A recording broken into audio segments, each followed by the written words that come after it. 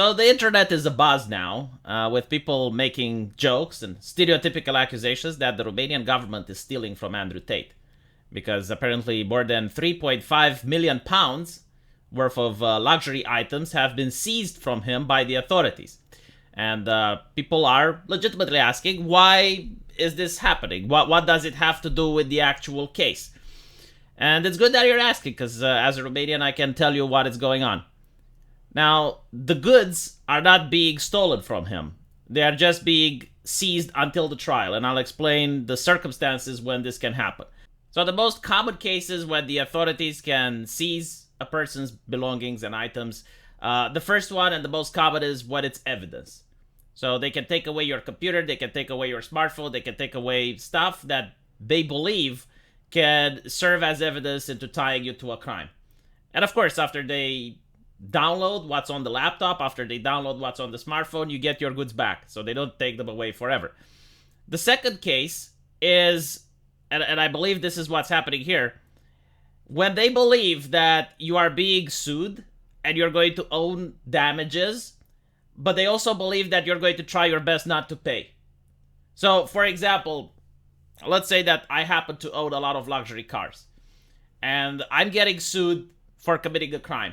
Now, the authorities believe that due to my past and due to my nature as being an untrustworthy person, I'm going to immediately sell everything I have and then donate to someone else, to a friend of mine, and then legally I have no more goods in my name. Right? So basically I'm trying to get around to pass having to pay my damages in the trial. And in this situation, a judge can decide that my goods are going to be seized until after the trial. If I'm found innocent, then I get my goods back. If I'm found guilty, then I have a choice. Either I pay the damage that I owe, or if not, the government forcefully will sell my assets at an auction house and pay it on my behalf. And I believe that this is what's happening here. Now, why the judge believes that Tate is an untrustworthy person and he may try to avoid paying, it could be a plethora of reasons. Maybe they have chat logs with him bragging about not paying even if he loses the trial. Maybe they have intercepted a call where he tells someone else, hey, you should go and sell my cars right away. Any of these reasons can lead to a judge issuing this warrant, which confiscates $3.5 billion of luxury goods. Now, if Tate's lawyer believes that this is done unlawfully, if he believes that the judge is full of shit, then they can file an appeal, and I'm pretty sure they will. It is a little bit unorthodox, I gotta say. Like, rarely do I get to see something like this. It's not something unheard of, alright? But I have seen other politicians getting arrested. I have seen other people getting arrested. Very rarely do we witness the confiscation of 3.5 billion pounds worth of goods. Has happened before. And it's also important to mention that if he is found innocent, or, you know, if let's say he pays the damages, then he gets his goods back. They're not being stolen. Like, no one is driving around his cars right now. His cars are being placed in a warehouse. They're going to sit there until the trial is over. Finally, there is one more possibility, and I believe this is the most probable one. According to Romanian law, any good which is used in committing a crime, or any good that is obtained through illicit means, or any good that is purchased from the illicit gains of committing a crime, can be seized by the authorities. It's a little bit more difficult because you have to actually prove that you committed the crime, and with that money from committing the crime, you have purchased the goods. But until then, the goods are being placed in a warehouse so that no one has access to them.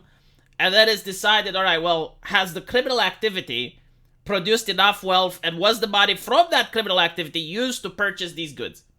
That's how the judge is going to see things. And it's also the fact that they can make the argument, all right, well, all of this wealth, all of these luxury cars, you know, that he was using in various TikTok videos, he was using it in order to attract women, to lure them into coming to Romania, where they would have been constrained psychologically. This, to me, is unlikely to hold in court because it's a huge stretch. However, the other two do remain a possibility. If these cars were purchased after committing crimes, and the detectives can prove that, And the second one is in order to make sure that he would pay the damages in case he is found guilty. So these are the two reasons. And again, like, they are not stolen from him. He will get them back if he is proved innocent. And at the end of the day, right, like, if he has to pay damages and the government sells his cars and pay the damages for him, that's just the law being enforced. This happens in other countries as well. Like, for example, Count Dankula in the United Kingdom. You can disagree with the verdict, and I do so as well. But he had to pay a fine. I believe it was £1,000. And he would refuse to pay it. Like, he didn't want to pay it. He wanted to make a moral statement about the fact that the courts, like he disagrees ideologically with the court's decision. And what happened is, like, the court just took £1,000 from his bank account. Now, I'm pretty sure that if his bank accounts were empty and they couldn't do that, they would probably send someone to his house to take some of his shit and sell it and then make the £1,000. That's how things used to be done before we had electronic banking. And this is pretty much what's happening here as well, right? It's like, I guess, like a guarantee that you're going to pay, that you're not going to flee the country. You may disagree with the way Romanian law is done, but again, it's not stealing. It's not specific to Andrew Tate. It has been done to other people, although I do agree it is a rare case, right? Like, usually, even when politicians go to court and they're being trialed for things that are more expensive, like, you have to pay more damages than what Tate is probably going to have to pay. Very rarely do we see their wealth being seized. And you can see the pictures here. Apparently, they took some BMWs, some Rolls Royce, valued at £300,000. Apparently, the press mentions that there's also 2 women that are being investigated alongside with his brother.